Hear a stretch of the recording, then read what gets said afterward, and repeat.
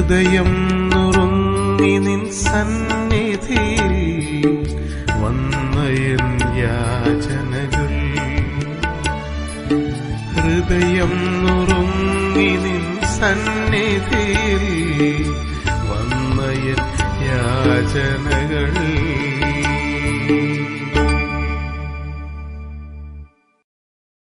ഇതുപോലെ പരീശന്മാര് മറ്റുള്ളവർക്ക് വിളങ്ങേണ്ടതിന് കാര്യങ്ങൾ ചെയ്യുന്ന വ്യക്തികളായിരുന്നു. അവരുടെ ഒരു പ്രധാനപ്പെട്ട പ്രശ്നം, അവരുടെ പ്രാർത്ഥന എല്ലായ്പ്പോഴും പ്രകടനാത്മകമായിരുന്നു, മറ്റുള്ളവരും കൂടെ കാണുന്ന നിലയിലായിരുന്നു.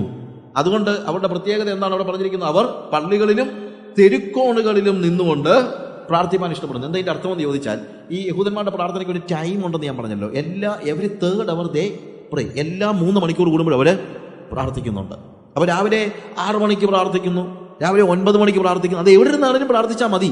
യെരുശലേമിലാണെങ്കിൽ അവർ ദേവാലയത്തിലേക്ക് അല്ലെങ്കിൽ മുകളിലേക്ക് നോക്കി പ്രാർത്ഥിക്കുന്നു. യെരുശലേമിന് പുറത്താണെങ്കിൽ അവർ യെരുശലേമിലേക്ക് നോക്കി പ്രാർത്ഥിക്കുന്നു. യെരുശലേമിലുള്ളപ്പോൾ അവർ ആകാശത്തേക്ക് നോക്കി ദൈവത്തെങ്കിലേക്ക് നോക്കി പ്രാർത്ഥിക്കുന്നു. യെരുശലേമിന് പുറത്താണെങ്കിൽ അവരെന്ത് ചെയ്യുന്നു? യെരുശലേമിലേക്ക് നോക്കി പ്രാർത്ഥിക്കുന്നു. അതുകൊണ്ടാണ് ദാനിയേൽ യെരുശലേമിന് നേരെ കിളിവാതിലുകളെ തുറന്നിട്ട് എല്ലാ ദിവസവും 3 നേരം പ്രാർത്ഥിക്കുന്നത് നമ്മൾ കാണുന്നത്. അപ്പോൾ നോർമലി എവിടെ ഇരുന്നാണെങ്കിലും പ്രാർത്ഥിക്കാമെങ്കിലും കഴിവതും അവരെവിടെ പോയി പ്രാർത്ഥിക്കും? ദേവാലയത്തിൽ പോയി പ്രാർത്ഥിക്കും. ഇനി അത് തെരുക്കോണിലാണെങ്കിലും അന്നേരം പ്രാർത്ഥിച്ചോണം. പക്ഷെ ഇവരുടെ പ്രാർത്ഥനയുടെ ഒരു പ്രത്യേകത എന്നാന്ന് ചോദിച്ചു കഴിഞ്ഞാൽ, ഒരു ഫിസിക്കൽ ബോഡി പോസ്റ്റർ വളരെ പ്രകടനപരമായി കാണിക്കാൻ പറ്റുന്ന ഒരു പോസ്റ്റർ. കാര്യം ഇവര് ആകാശത്തേക്ക് നോക്കുകയും കൈകൾ വിടർത്തി വലതുകാലം നിലത്തമർത്തി ഇടതുകാലം ഒന്ന് ഉയർത്തി നമ്മൾ ഈ ഓടാനൊക്കെ നിൽക്കുന്ന ഒരു ബോഡി പോസ്റ്ററിലാണ് ഇവര് പ്രാർത്ഥിക്കുന്നത്. ദൈവമേ എന്ന് വിളിക്കുമ്പോഴത്തേക്ക് കൈകൾ ആകാശത്തേക്ക് വിടർത്തി ആകാശത്തേക്ക് കണ്ണുകൾ ഉയർത്തി ആണ് പ്രാർത്ഥിക്കുന്നത്. അപ്പൊ ഇത് കണ്ടാൽ തന്നെ ആളുകൾക്ക് അറിയാം ഇവനെന്തോ ചെയ്യാണ്, പ്രാർത്ഥിക്കുകയാണ്. നമുക്ക് ഇസ്ലാമിന്റെ ഒക്കെ അറിയാമല്ലോ, നിസ്കാരം അവര് വെറുതെ നിന്ന് മനസ്സിൽ പ്രാർത്ഥിക്കുകയല്ലോ, അവർക്ക് അതിന് ഒരു ബോഡി പോസ്റ്ററുണ്ട് അല്ലേ? ഇതേപോലെ തന്നെ യഹൂദന്റെ പ്രാർത്ഥനയിൽ അവരുടെ ശരീര ഭാഷ വളരെ പ്രകടമാണ്. അപ്പൊ ഇതാര് കണ്ടാലും പ്രാർത്ഥിക്കുകയാണെന്നറിയാം. ഇനി പരീശന്റെ പ്രശ്നം ഞാനതിന് ഉദാഹരണമായിട്ട് നമുക്ക് മനസ്സിലാക്കാനായിട്ട് പറയാം. ഇപ്പം ഉച്ചയ്ക്ക് 3 മണിക്ക് അവർക്ക് പ്രാർത്ഥനയുണ്ട്. 3 മണിക്ക് പ്രാർത്ഥിക്കണമെങ്കിൽ വീട്ടിൽ നിന്ന് പ്രാർത്ഥിക്കാം. അപ്പം ഞാൻ ഒരു പരീശനാണെങ്കിൽ എനിക്ക് ഇപ്പോഴത്തെ കാലഘട്ടമാണ്, എനിക്ക് ഷേവ് ചെയ്യാനായിട്ടൊരു ബ്ലേഡ് വേണം. നാളെ ഷേവ് ചെയ്യണമെങ്കിൽ എനിക്കൊരു ബ്ലേഡ് വേണം. അപ്പോൾ എനിക്കൊരു ബ്ലേഡ് വാങ്ങിക്കണം. വൈകുന്നേരം എനിക്ക് ഒരു മീറ്റിങ്ങിന് പോകണം. അപ്പം പോകുമ്പോൾ വാങ്ങിച്ചാൽ മതി. പക്ഷേ ഞാനൊരു പരീശനാണെങ്കിൽ ഞാൻ ചെയ്യുന്നതെന്ന് അറിയാമോ? 2:50 ആകുമ്പോൾ ഞാൻ ഈ ബ്ലേഡ് വാങ്ങിക്കാൻ ഇറങ്ങും. അത് അറിഞ്ഞുകൊണ്ട് ഇറങ്ങുന്നതാണ്. എക്സാക്ട്ലി 3 മണിയാകുമ്പോൾ ഞാൻ കടയുടെ മുമ്പിലായിരിക്കും. കടയുടെ മുമ്പിലാകുമ്പോൾ പെട്ടെന്ന് വാച്ച് നോക്കുമ്പോൾ എത്ര മണിയായി? 3 മണി, എൻ്റെ പ്രാർത്ഥനാ സമയം. അപ്പോൾ ഞാൻ എന്ത് ചെയ്യും? പെട്ടെന്ന് എല്ലാവരും കാണുക, കൈകളെ വിടർത്തി ആകാശത്തേക്ക് നോക്കി പ്രാർത്ഥിക്കാൻ പോകും. ഇത് കണ്ടു കഴിഞ്ഞാൽ നമ്മൾ ഇന്നത്തെ കാലത്താണെങ്കിൽ ഇയാൾക്ക് എന്നെ വട്ടാണെന്നൊക്കെ ചോദിക്കും. പക്ഷെ മുസ്ലിം പ്രാർത്ഥിക്കുന്ന കണ്ടത് വട്ടാണെന്ന് നമ്മൾ ചോദിക്കുമോ? ഇല്ല. നമ്മൾ കണ്ടോ, അവൻ്റെ ഭക്തിയാണ് യഥാർത്ഥ ഭക്തി. കണ്ടോ, അവൻ ആരാണെന്നോ ഏതാണെന്നോ എന്താണെന്നോ ഒന്നും ഒരു നോട്ടവും ഇല്ല. അവൻ്റെ പ്രാർത്ഥനാ സമയം അവൻ പ്രാർത്ഥിക്കും. ഇതേപോലെ തന്നെ ഒരു പരീശൻ പ്രാർത്ഥിക്കുമ്പോൾ ആളുകൾ അവനെ ബഹുമാനത്തോടെ നോക്കിക്കൊണ്ടിരുന്ന ഒരു കാലഘട്ടമാണ് യേശുവിൻ്റെ കാലഘട്ടം. ഞാൻ പറഞ്ഞ മനസ്സിലായോ? എനിക്ക് 3 മണിക്ക് വീട്ടിലിരുന്ന് പ്രാർത്ഥിക്കാനുള്ളതേ ഉള്ളൂ. എനിക്ക് ബ്ലേഡ് നാളെ കിട്ടിയാലും മതി. പക്ഷേ ഞാൻ അറിഞ്ഞുകൊണ്ട് 3 മണിയാകുമ്പോൾ തെരുക്കോണുകളിലാകത്തക്ക നിലയിൽ എൻ്റെ പ്രോഗ്രാം ഷെഡ്യൂൾ ചെയ്യുകയാണ്. കാരണം ഞാൻ പ്രാർത്ഥിക്കുന്നവനാണെന്ന് ജനം അറിയണമെന്ന് പരീശന് നിർബന്ധമുണ്ട്. പക്ഷെ യേശു കർത്താവ് പറയുന്നു, നിങ്ങൾ പ്രാർത്ഥിക്കുമ്പോൾ നിങ്ങളൊരു പ്രാർത്ഥനാ മനുഷ്യനാണെന്ന് അറിയത്തക്ക രീതിയിലുള്ള യാതൊരു പ്രകടനങ്ങളും നിനക്ക് ഉണ്ടാകാൻ പാടില്ല. കാരണം പ്രാർത്ഥന ഒരു പ്രൈവറ്റ് അഫെയർ ആണ്, അത് മറ്റുള്ളവരെ കാണിക്കാൻ വേണ്ടിയുള്ളതല്ല.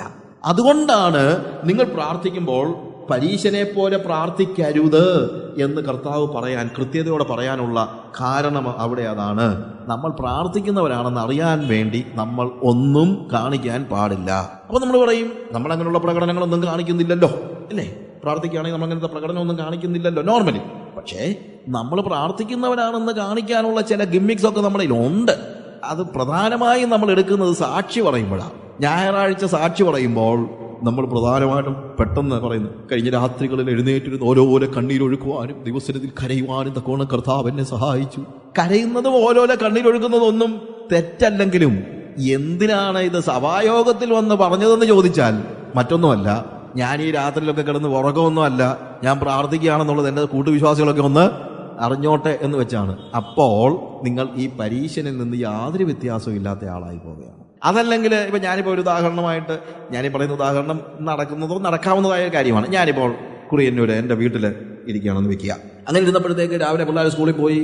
ജെസ്സി ചന്തയിലോ റബ്ബർ വിൽക്കാനോ എന്തെങ്കിലുമൊക്കെ ചെയ്യാനായിട്ട് വീട്ടിലെ കാര്യങ്ങൾ നോക്കാനോ ഒക്കെ പോയി. അപ്പം ഞാൻ വീട്ടിൽ തനിച്ചായി. അപ്പം ഞാൻ പെട്ടെന്ന് ആലോചിച്ചു, ഇന്ന് അല്പനേരം പ്രാർത്ഥിക്കും. അല്പസമയം തനിയെ കിട്ടുമ്പോഴത്തേക്ക് പ്രാർത്ഥിക്കാനായിട്ട് ഞാൻ റൂമിലേക്ക് പോയി മുട്ടുകൾ മടക്കി ദൈവസന്നിധി കർത്താവ് കരഞ്ഞ് പ്രാർത്ഥിക്കാനായിട്ട് തുടങ്ങിയപ്പോൾ പെട്ടെന്ന് ബെല്ലടിക്കുന്നത് കേൾക്കുമ്പോഴേ എനിക്ക് ദേഷ്യം വന്നു. നമ്മളൊന്ന് പ്രാർത്ഥിക്കണമെന്ന് വെച്ചപ്പോൾ ഓരോ പോരാട്ടമൊക്കെ വന്നോളും, സാത്താനും ഓരോരുത്തരെ കൊണ്ടുവന്നോളും. ആരടാ മിണ്ടാതിരുന്നേക്കാം, പോന്നെങ്കിലും അങ്ങ് പൊക്കോട്ടെ, ധർമ്മക്കാരും വല്ലോ ആയിരിക്കും എന്ന് വെച്ച് കുറച്ചു നേരം നോക്കി പിന്നെയും പ്രാർത്ഥിക്കാൻ തുടങ്ങിയപ്പോൾ പിന്നെ കിണിന്ന് 3 അടി. നാശം. രാവിലെ എന്നെ പ്രാർത്ഥിക്കാനും സമ്മതിക്കത്തില്ലെന്ന് പറഞ്ഞുകൊണ്ട് നേരെ കഥ തുറന്നപ്പോഴാണ് മനസ്സിലാകുന്നത് ഞങ്ങളുടെ സഭയുടെ സെക്രട്ടറി ആണെന്ന്.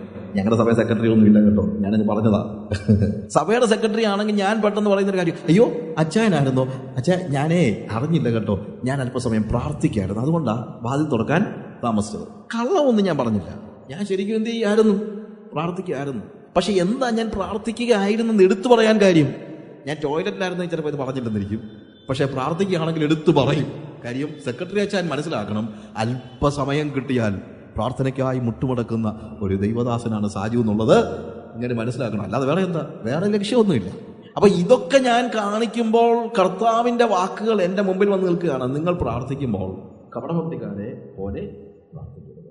അവർ മനുഷ്യർക്ക് വിളങ്ങേണ്ടതിന് പ്രാർത്ഥിക്കുന്നു. മനുഷ്യർക്ക് വിളങ്ങേണ്ടതിനാണ് അവൻ പ്രാർത്ഥിക്കുന്നത്. അവർക്ക് പ്രതിഫലം കിട്ടിപ്പോയി എന്ന് ഞാൻ പറയുന്നു. എന്തുകൊണ്ട് പ്രതിഫലം കിട്ടിപ്പോയെന്ന് പറയാൻ കാര്യം? കാരണം അവര് പ്രതീക്ഷിച്ചത് എന്താണ്? മനുഷ്യരിൽ നിന്നുള്ള മാനം. അവർക്ക് ആഗ്രഹമുണ്ടായിരുന്നത് മനുഷ്യരിൽ നിന്നുള്ള മാനമാണ്. അതുകൊണ്ട് അത് അവർക്ക് ലഭിച്ചു. ഞാൻ പ്രാർത്ഥിക്കുന്ന ഒരു പ്രാർത്ഥന മനുഷ്യനാണെന്നുള്ളത് അറിയണമെന്നുള്ളതായിരുന്നു എൻ്റെ മനസ്സിലെ ആഗ്രഹം. അതെനിക്ക് ലഭിച്ചല്ലോ. അപ്പോൾ എനിക്ക് പ്രതിഫലം എന്ത്? പ്രതിഫലം കിട്ടിപ്പോയി. ദൈവിക നിലപാട്, ദൈവത്തോടുള്ള ബന്ധം ഒഴികെ വേറെ എന്ത് എൻ്റെ മനസ്സിലുണ്ടെങ്കിലും, എന്തെൻ്റെ മനസ്സിൽ കയറിയാലും എൻ്റെ പ്രാർത്ഥന സിൻസിയർ അല്ല. ഞാൻ പ്രാർത്ഥിക്കുന്ന ഒരു വ്യക്തിയാണെന്ന് 4 പേർ അറിയണമെന്ന് ഞാൻ ആഗ്രഹിച്ചാൽ ഞാൻ സിൻസിയർ അല്ല.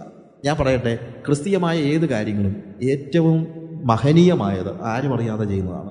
അതാണ് വാസ്തവത്തിൽ ഏറ്റവും വലുത്, ഏറ്റവും നല്ലത്. നിങ്ങളുടെ ഇടം കൈ കൊടുക്കുന്നത് വലൻ കൈ അറിയരുത്. നമുക്കാണെങ്കിൽ അറിയിക്കാൻ വേണ്ടി കൊടുക്കുന്നതിനേക്കാൾ കൂടുതൽ നമ്മൾ സ്പെൻഡ് ചെയ്യും. ഈ ചാരിറ്റി ഓർഗനൈസേഷൻസ് ഒക്കെ വലിയ മേളകൾ നടത്തി ആളുകൾക്ക് പൈസ ഡിസ്ട്രിബ്യൂട്ട് ചെയ്യുമ്പോൾ ഞാൻ തന്നെ ആലോചിച്ചിട്ടുണ്ട്, ഒരു പെണ്ണിനെ കെട്ടിക്കാൻ 25,000 രൂപ കൊടുത്താൽ അവൻ 50,000 രൂപയുടെ വീഡിയോ എടുത്ത് 1 ലക്ഷം രൂപയുടെ പത്രത്തിലിട്ട് പിന്നെ ഒരു 50,000 രൂപ വരുന്നവർക്ക് കാപ്പി കുടിക്കാനും ഉണ്ട്. അപ്പം 2 ലക്ഷം രൂപ മുടക്കും, കൊച്ചിൻ്റെ കിട്ടി 25,000 രൂപ. ഞാൻ ചിലപ്പോൾ ആലോചിച്ചിട്ടുണ്ട്, ദൈവം എന്ത് ഇവൻ്റെയൊക്കെ തല ഇടുത്തി വെട്ടിക്കാത്ത, പിന്നെ 25,000 കൊച്ചിന് കിട്ടുന്നല്ലോ എന്നുള്ളത് വെച്ചുകൊണ്ടായിരിക്കും ദൈവം പിന്നെ ഉപദ്രവിക്കാത്തത് ഞാൻ ആലോചിച്ചിട്ടുണ്ട്. അതിന് ക്രിസ്തീയമായ കാര്യമായിട്ട് ഞാൻ മനസ്സിലാക്കുന്നില്ല. കർത്താവ് പറഞ്ഞെന്ത്? നീ ചെയ്യുന്നത് നിന്റെ ഇടം കൈ ചെയ്യുന്നത് വലം കൈ. രഹസ്യമായിട്ട് കാര്യങ്ങൾ ചെയ്യാൻ നമുക്ക് എന്താ പറ്റാത്തത്? ഏത് പ്രവർത്തനവും ഒരു കോഴി മുട്ടയിട്ടിട്ട് നാട് മുഴുവൻ വിളിച്ചു പോയി നടക്കുന്നത് പോലെയാണ് നമ്മളുടെ എല്ലാ മാസികകളും പത്രങ്ങളും വായിച്ചു കഴിഞ്ഞാൽ എവിടെയോ എന്തോ കാര്യങ്ങൾ ചെയ്തെങ്കിൽ അത് ചെയ്തത് എത്ര മടങ്ങായിട്ടാണ് നമ്മൾ കാര്യങ്ങളെ പറയുന്നത്. ഇതേപോലെ തന്നെയാണ് പ്രാർത്ഥനയുടെ കാര്യത്തിലും എല്ലാം നമുക്ക് സംഭവിക്കും. നമ്മൾ പരീശന്മാരിൽ നിന്ന് വ്യത്യസ്തരല്ലാത്ത ഒരു നിലയിലായിരിക്കും. ജോൺ ബനിയൻ പ്രാർത്ഥനയെക്കുറിച്ച് പറഞ്ഞപ്പോൾ അദ്ദേഹം പറഞ്ഞ 3 കാര്യങ്ങളുണ്ട്. Your prayer should be sincere, sensible and affectionate. Prayer should be sincere. ഹൃദയത്തിന്റെ ആഴത്തിൽ നിന്നുള്ളതായിരിക്കണം നമ്മളുടെ പ്രാർത്ഥന. മനുഷ്യർക്ക് വിളങ്ങേണ്ടതിന് അതിനകത്ത് യാതൊന്നും ഉണ്ടാകാനായിട്ട് പാടില്ല. കർത്താവ് വളരെ കൃത്യതയോടുകൂടെ, അല്ലെങ്കിൽ വളരെ അത് കർത്താവിന് സഹിക്കാൻ പറ്റുന്ന ഒരു കാര്യമല്ല നമ്മൾ പ്രാർത്ഥനയിൽ എന്തെങ്കിലും ഒരു മായം കലർത്തുന്നതായ കാര്യം. യെരമ്യാവിൻ്റെ പ്രവചനം അതിൻ്റെ 29-ാം അധ്യായത്തിൽ 12ഉം 13ഉം വാക്യങ്ങൾ വായിക്കുമ്പോൾ കർത്താവ് തന്നെ ഞാൻ എങ്ങനെയുള്ള പ്രാർത്ഥനയാണ് കേൾക്കുന്നതെന്ന് അവരോട് പറയുന്ന കാര്യമാണ്. അവിടെ കർത്താവ് പറയുന്നു, നിങ്ങൾ എന്നോട് അപേക്ഷിച്ചു എന്റെ സന്നിധിയിൽ വന്ന് പ്രാർത്ഥിക്കുകയും ഞാൻ നിങ്ങളുടെ പ്രാർത്ഥന കേൾക്കുകയും ചെയ്യും. നിങ്ങൾ എന്നെ അന്വേഷിക്കും, പൂർണ്ണ ഹൃദയത്തോടെ അന്വേഷിക്കുമ്പോൾ നിങ്ങൾ എന്നെ കണ്ടെത്തും. പൂർണ്ണ ഹൃദയത്തോടെ അന്വേഷിക്കുമ്പോൾ, with all your heart, there is nothing else in your heart. പൂർണ്ണ ഹൃദയം എന്ന് പറയുമ്പോഴത്തേക്ക് അവിടെ ഉണ്ടാകുന്നതെന്ന് അറിയാമോ? ഫുൾനെസ് ആണ്. ഹൃദയം പൂർണ്ണമായിട്ടാണ്, അല്ലാതെ വേറെ ഒന്നുമില്ല. അതിനകത്ത് ബാക്കിയൊന്നും വെച്ചിട്ടില്ലെന്ന് അതിൻ്റെ അർത്ഥം. ഒരു ഗ്ലാസ്സിനകത്ത് വെള്ളം നിറച്ചു കഴിഞ്ഞാൽ പിന്നെ അതിനകത്ത് വേറെ ഒന്നും ഇടാൻ പറ്റത്തില്ല. എന്നാൽ അതേസമയം അതിനകത്ത് 4 കല്ലെടുത്തിട്ട് കഴിഞ്ഞാൽ ഈ ഗ്ലാസ്സിനകത്ത് വെള്ളത്തിന് പകരം ഒരു കുറച്ച് ചരൽ വാരിയിട്ട് കഴിഞ്ഞാൽ കണ്ടാൽ അത് ഫുള്ളായിട്ട് തോന്നും. പക്ഷെ അതിനിടയ്ക്ക് പിന്നെയും എന്തുണ്ട്? സ്പേസ് ഉണ്ട്. ചരലല്ല, അതിനിടയ്ക്ക് കുറച്ച് മണ്ണൂടിട്ട് കഴിഞ്ഞാൽ ചിലപ്പോൾ മണ്ണും പിന്നെയും അതിനകത്ത് കൊള്ളും. കാര്യം പൂർണ്ണമല്ല. കുറച്ച് മണ്ണൂടിട്ട് കഴിഞ്ഞിട്ട് പിന്നെയും കുറച്ച് വെള്ളം ഒഴിച്ചാൽ പിന്നെയും കൊള്ളും. അപ്പോൾ മണ്ണിട്ടിട്ടും എന്തല്ലായിരുന്നത്? പൂർണ്ണമല്ലായിരുന്നു. It was not full. എന്നാൽ പൂർണ്ണമായും വെള്ളം നിറച്ച് കഴിഞ്ഞിട്ട് ഒരു കല്ലെടുത്തിട്ട് കഴിഞ്ഞാൽ വെള്ളം പുറത്തു പോകും. കാരണം ഇറ്റ് ഈസ് ഫുൾ. ഇതേപോലെ തന്നെ ആയിരിക്കണം നമ്മുടെ അന്വേഷണം. പൂർണ്ണ ഹൃദയത്തോടെ നീ കർത്താവിനെ അന്വേഷിക്കുമ്പോൾ, അതാ പറയുന്നത്, അതിനകത്ത് വേറെ ഒന്നുമില്ല. മനുഷ്യർ കാണണമെന്നോ മനുഷ്യരെന്നെ അപ്രീഷിയേറ്റ് ചെയ്യണമെന്നോ ഞാനൊരു പ്രാർത്ഥനാ മനുഷ്യനാണെന്ന് ചിന്തിക്കണമെന്നോ ഒന്നുമില്ല. It is with all your heart. If you call upon me with all your heart, I will answer you. പൂർണ്ണ ഹൃദയത്തോടെ എന്നെ അന്വേഷിക്കുന്നുവെങ്കിൽ നിങ്ങൾ എന്നെ കണ്ടെത്തും. നഥനയേലിനെ കുറിച്ച് കർത്താവ് യോഹന്നാന്റെ സുവിശേഷം 1-ാം അധ്യായം അതിന്റെ 47-ാം വാക്യം വായിക്കുമ്പോഴത്തേക്ക് നഥനയേലിനോട് കർത്താവ് സംസാരിക്കുന്ന ഭാഗത്തില് വായിക്കാം. നഥനയേൽ തന്റെ അടുക്കൽ വരുന്നത് യേശു കണ്ടു. ഇതാ സാക്ഷാൽ ഇസ്രായേലിയൻ, ഇവനിൽ കപടമില്ല എന്ന് അവനെ കുറിച്ച് പറഞ്ഞു. നഥനയേലിനെ കണ്ടപ്പോഴത്തേക്ക് കർത്താവ് പറഞ്ഞു, he is A true Israelite. ഇവൻ സാക്ഷാൽ ഇസ്രായേലിയൻ, ഇവന് യാതൊരു കപടവും ഇല്ല. ഇത് കേട്ട് കഴിഞ്ഞപ്പോഴത്തേക്ക് നഥനയേൽ തന്നെ എന്ത് നഥനയേൽ ചോദിക്കുകയാണ്, എന്താ? നഥനയേൽ അവനോട്, എന്നെ എവിടെ വെച്ച് അറിയുമെന്ന് ചോദിച്ചതിന് എന്നെ കണ്ടപ്പോ ഇത് പറയാൻ എന്താ കാര്യം? എന്നെ എവിടെ വെച്ച് അറിയും? ഞാൻ നിന്നെ ആദ്യമായിട്ടാണ് കാണുന്നത്. ഉടനെ കർത്താവ് എന്ത് പറഞ്ഞു? ഫിലിപ്പോസ് നിന്നെ വിളിക്കും മുമ്പേ നീ അത്തിയുടെ കീഴിൽ ഇരിക്കുമ്പോൾ ഞാൻ നിന്നെ കണ്ടു എന്ന് യേശു ഉത്തരം പറഞ്ഞു. നോക്കുക, കർത്താവ് പറഞ്ഞു, നീ എന്നെ കണ്ടു കാണത്തില്ല, പക്ഷെ ഞാൻ നിന്നെ കാണുന്നുണ്ടായിരുന്നു. എവിടെ?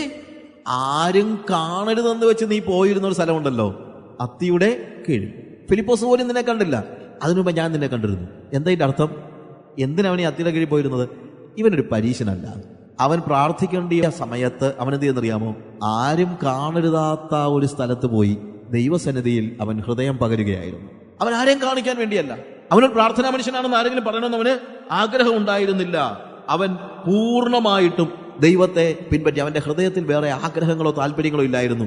അവൻ ആരും കാണാത്ത സ്ഥലത്താണ് പോയിരുന്നതെങ്കിലും അവിടെ അവനെ തേടി ചെല്ലുന്ന യേശുവിന്റെ കണ്ണുകൾ അവനെ കണ്ടിട്ട് പറയാണ്, you are A true Israelite. നീ യഥാർത്ഥ ഇസ്രായേലിയനാണ്. പ്രിയമുള്ളവരെ, നമ്മളെക്കുറിച്ചും ആരും കാണാതെ ദൈവത്തിന്റെ സാന്നിധ്യത്തിലേക്ക് നമ്മൾ കയറി ചെല്ലുമ്പോൾ കർത്താവ് പറയും, ഇപ്പൊ നീ എൻ്റെ അടുത്ത് വന്നിരിക്കുന്നത് പൂർണ്ണ ഹൃദയത്തോടെയാണെന്ന് എനിക്കറിയാം.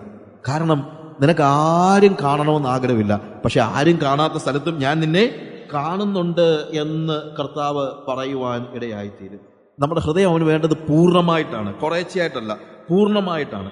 വളരെ സിൻസിയറായിട്ട്, വളരെ സിമ്പിളായിട്ട്. പല സമയത്തും ഉണ്ടല്ലോ, നമ്മൾ ഈ സിൻസിയറിറ്റി നഷ്ടപ്പെടുമ്പോഴാണ് ഒത്തിരി കോംപ്ലക്സ് ആയിട്ടുള്ള കാര്യങ്ങളിലേക്കെല്ലാം നമ്മൾ ഇടപെടുന്നതും ഒത്തിരി കാര്യങ്ങൾ കാണിക്കാൻ നമ്മൾ പോകുന്നതും ഒത്തിരി പൊടിപ്പും തൊങ്ങലും വെക്കുന്നതും. സംസാരത്തിലാണെങ്കിലും ഞാൻ ചോദിച്ചോട്ടെ, സിൻസിയറായിട്ട് ഒരുത്തനൊരു കാര്യം പറയുകയാണെങ്കിൽ അവൻ അധികം വാക്കുകൾ ഉപയോഗിക്കേണ്ടി വരത്തില്ല.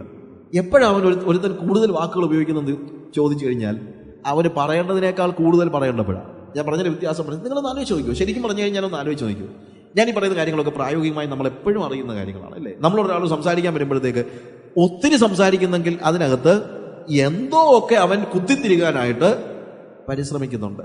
സിമ്പിളായിട്ട് ലൈഫാണെങ്കിലും ജീവിതമാണെങ്കിലും എന്തും നോക്കിക്കോ, എവിടെയും നമ്മൾ മനസ്സിലാക്കുന്ന ഒരു കാര്യമുണ്ട്, simplicity and sincerity goes together. ഒരു പ്രെയർ മീറ്റിംഗ് ആണെങ്കിലും സിമ്പിളായിട്ട് കൊണ്ടുപോവുകയാണെങ്കിൽ ഒരു മനുഷ്യൻ ചിലപ്പോൾ അറിഞ്ഞില്ലെന്നിരിക്കും, പക്ഷേ അത് 1000 പേരെ അറിയിക്കണം എന്ന് തീരുമാനിക്കുമ്പോഴത്തേക്ക് നമ്മൾ അതിനുവേണ്ടി എന്തെല്ലാം വേലത്തരങ്ങൾ കാണിക്കും. So the best way is to live simple, do things in a simple way instead of doing everything in a complex way. വെറുതെ സങ്കീർണമാക്കുന്നത് ഒരു ദൈവികമായ കാര്യമായിട്ട് നമുക്ക് കാണാനായിട്ട് കഴിയത്തില്ല. യെരമ്യാവിന്റെ പ്രവചനം അതിന്റെ 31-ാം അധ്യായം 18 മുതലുള്ളതായ വാക്യങ്ങൾ വായിക്കുമ്പോൾ അവിടെ പറയുന്നു, നീ എന്നെ ശിക്ഷിച്ചു, മരുക്കമില്ലാത്ത കാളക്കുട്ടിയെ പോലെ ഞാൻ ശിക്ഷ പ്രാപിച്ചിരിക്കുന്നു. ഞാൻ മടങ്ങി വരേണ്ടതിന് എന്നെ മടക്കി വരുത്തണമേ. നീ എന്റെ ദൈവമായ യഹോവയല്ലോ. ഞാൻ തെറ്റിപ്പോയ ശേഷം അനുതപിച്ചും ഉപദേശം ലഭിച്ച ശേഷം തുടമേലടിച്ച് നാണിച്ചും ലജ്ജിച്ചും ഇരിക്കുന്നു. എന്റെ യൗവനത്തിലെ നിന്നയല്ലോ ഞാൻ വഹിക്കുന്നത് എന്നിങ്ങനെ എഫ്രൈം വിലപിക്കുന്നത് ഞാൻ നല്ലവണ്ണം കേട്ടിരിക്കുന്നു. നോക്കുക, സിൻസിയറായിട്ട് ദൈവത്തിന്റെ സന്നിധിയിലേക്ക് വരുന്ന വ്യക്തികളുടെ ഒരു പ്രത്യേകത എന്താണെന്ന് വെച്ച് കഴിഞ്ഞാൽ അവരെ തന്നെ കണ്ടുകൊണ്ട്, ആ ഭാഗത്ത് നമ്മൾ വായിക്കുമ്പോഴത്തേക്ക് അവരുടെ പാപങ്ങളെയൊക്കെ അവർ ഏറ്റുപറയുന്ന കാര്യത്തെക്കുറിച്ചാണ് പറയുന്നത്. When we are sincere we see ourselves. When we are sincere we see our fault, our sins. പലപ്പോഴും ഉണ്ടാകുന്ന പ്രശ്നം, നമ്മൾ പ്രാർത്ഥിക്കുമ്പോൾ നമ്മൾ വന്നൊരു 1000 കൂട്ടം കാര്യങ്ങൾ പറഞ്ഞിട്ട് പോകും. പക്ഷെ നമ്മൾ നമ്മളിലേക്കൊന്ന് നോക്കുന്ന പോലുമില്ല. ഇവിടെ എന്താ കാണുന്നത്? നീ എന്നെ ശിക്ഷിച്ചു, മെരുക്കമില്ലാത്ത കാളക്കുട്ടിയെ പോലെ ഞാൻ ശിക്ഷ പ്രാപിച്ചിരിക്കുന്നു, ഞാൻ മടങ്ങി വരേണ്ടതിന് എന്നെ മടക്കി വരുത്തണമേ. നീ എൻ്റെ ദൈവമായ യഹോവയല്ലോ. ഞാൻ തെറ്റിപ്പോയ ശേഷം അനുതപിച്ചു, ഉപദേശം ലഭിച്ച ശേഷം തുടമേൽ അടിച്ച് നാണിച്ചും ലജ്ജിച്ചുമിരിക്കുന്നു. എൻ്റെ യൗവനത്തിലെ നിന്നയല്ലോ ഞാൻ വഹിക്കുന്നത് എന്നിങ്ങനെ എഫ്രയീം വിലപിക്കുന്നത് ഞാൻ നല്ലവണ്ണം കേട്ടിരിക്കുന്നു. When you are sincere, you are simple. When you are simple, you see yourself. And when you see yourself, you see that you have a lot of faults. ഒരു 100 കൂട്ടം തെറ്റുകൾ നമ്മൾ ഉണ്ടെന്നുള്ളത് നമ്മൾ തിരിച്ചറിയുന്നു. നമ്മളിലേക്ക് നോക്കുമ്പോൾ ഇവിടുത്തെ പ്രശ്നം എന്ന് ചോദിച്ചു കഴിഞ്ഞാൽ, പല മീറ്റിങ്ങുകളിൽ ഇപ്പം നമ്മളിലേക്ക് എങ്ങോട്ടും നോക്കാൻ പറ്റത്തില്ല. കണ്ണ് മഞ്ഞളിക്കുന്ന പോലെ ലൈറ്റാ, ദൈവത്തിന്റെ ശബ്ദം കേൾക്കാൻ പറ്റത്തില്ല, കാത് അടച്ചു പോകുന്നത് പോലെ ശബ്ദമാണ്. We have no time to hear. We have no time. We are surrounded by a lot of things. It's a complex thing. And earlier, പലപ്പോഴും നമ്മളുടെ പ്രാർത്ഥനാ മീറ്റിങ്ങുകൾ പണ്ടത്തെ ഒക്കെ ഉണ്ടല്ലോ, അത് ഒരു ഗിമ്മിക്സും ഇല്ലായിരുന്നു. People were coming, praying, crying. അതെന്തൊരു അനുഗ്രഹമായിരുന്നു. പക്ഷേ ആ സിംപ്ലിസിറ്റിയിൽ നിന്ന് ഒരു കോംപ്ലക്സ് ലോകത്തിലേക്ക് പോയപ്പോൾ അനുതാപം എന്ന് പറയുന്നത് 7 അയൽവക്കത്തൂടെ പോയിട്ടില്ല. അനുതാപമില്ലാതെ കർത്താവിന്റെ സന്നിധി നമുക്ക് എങ്ങനെ? ഞാൻ പറഞ്ഞല്ലോ, ദൈവത്തിന്റെ സന്നിധിയിലേക്ക് കയറി നിൽക്കാൻ തന്നെ നമുക്ക് എന്തുണ്ടെങ്കിലേ പറ്റുള്ളൂ. അവന്റെ കരുണയില്ലാതെ കഴിയത്തില്ല എന്നുള്ളത് നമ്മൾ മനസ്സിലാക്കണം. When we are sincere, we are people of integrity. നമ്മൾ സിൻസിയർ ആകുമ്പോൾ, നമ്മൾ ഹൃദയത്തിന്റെ ഉള്ളിൽ ആത്മാർത്ഥതയുള്ളവരാകുമ്പോൾ നമുക്ക് 2 മുഖങ്ങൾ ഉണ്ടാകത്തില്ല. അവൻ ദൈവസന്നിധിയിൽ വരുമ്പോൾ ചിലപ്പോൾ ആളുകളുണ്ടല്ലോ, ചിലപ്പം ഈ കരച്ചിൽ തന്നെ ഒരു സം കൈൻഡ് ഓഫ് പല സമയത്തും ഒരു ഭാഗമായിട്ട് നമ്മൾ എടുത്തിട്ടുണ്ട്. പ്രാർത്ഥിച്ച് കുറച്ച് കഴിയുമ്പോഴത്തേക്ക് നമ്മൾ ഇതെല്ലാം ഇന്ന് പ്രോഗ്രാംഡ്. നമുക്കിന്ന് അറിയാം എങ്ങനെയാണ് കൊണ്ടുപോകുന്നത്. ഇപ്പൊ പാട്ട് പാടുമ്പോൾ നമുക്കറിയാം പാടണം. ആദ്യത്തെ 2 ശീല പാടണം, 3-ാമത്തെ ശീല പാടണം, 4-ാമത്തെ ശീല പാടുമ്പോൾ നമ്മുടെ സമയം അവസാനിക്കും. അപ്പോഴത്തേക്ക് അതിന്റെ സ്പീഡ് കൂട്ടണം. അപ്പോഴത്തേക്ക് പിന്നെ നമ്മൾ പാട്ട് വഴുതി പോകണം, താളം അവതാളമാകണം. ഇതൊക്കെ നമ്മൾ പ്ലാൻ ചെയ്ത് വെച്ചിരിക്കുകയാണ്, അല്ലേ?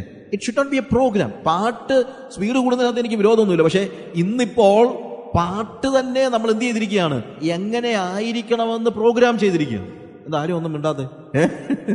It is A very sad thing. B simple.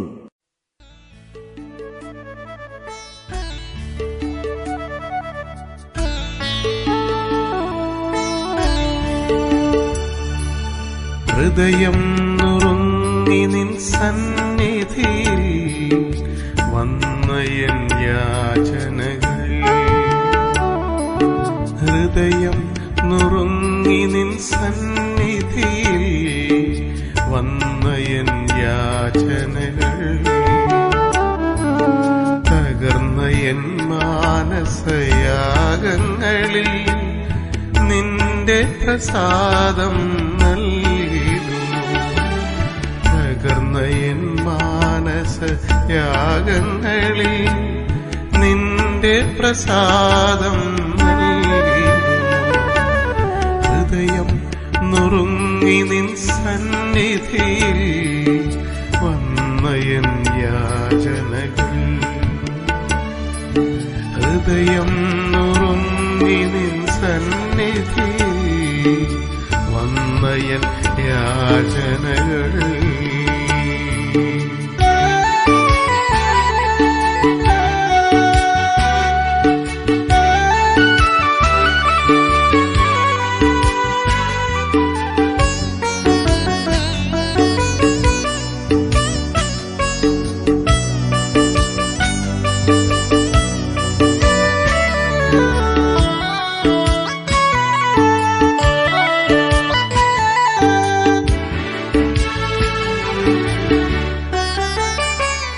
ഞാൻ നിർമ്മലനാകേണ്ടതിന്നെ ഈ സോപ്പ് കൊണ്ടു ശുദ്ധീകരിക്കാം.